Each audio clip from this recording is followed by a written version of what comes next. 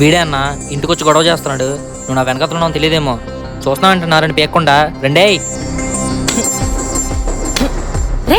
నువ్వు ఆగిపోయి 2 చాలా ఇంకా కావాలా? నన్ను కొట్టావేంటన్నా?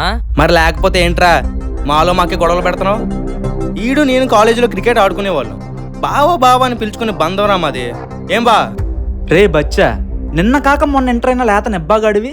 నీకే బాయ్స్ అని బ్యాక్గ్రౌండ్ అని ఉంటే డిగ్రీ అయిపోయి జాబ్ చేయాల్సిన వయసులో ఇంకా ఇంటర్ సప్లీస్ రాస్తూ రోడ్డు మీద బేవర్స్ గా తిరుగుతూ ఇంట్లో సాంప్రదాయాన్ని సుప్పుని అని నటించే నాకెంత ఉండాలరా. ఏంటి బావా గొడవ ఏంటి? వీడు మా చెల్లిని ట్రాప్ చేసి దాని ఫొటోస్ మార్పు చేసి మా బాబుకి పంపిస్తాను బ్లాక్మెయిల్ చేస్తున్నాడు. ఆ విషయం మీద వాళ్ళ అమ్మా నాన్నతో మాట్లాడదామని ఇలా వచ్చాను.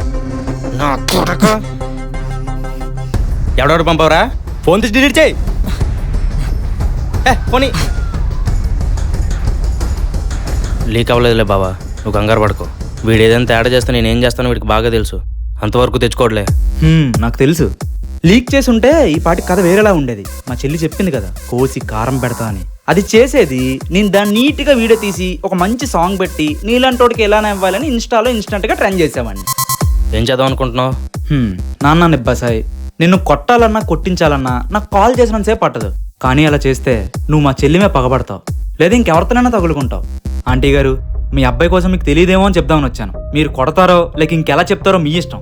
వీడి పద్ధతి మారాలి, లేదా నా పద్ధతి నేను మార్చుకోవాల్సి వస్తుంది. ఉంటాను దా.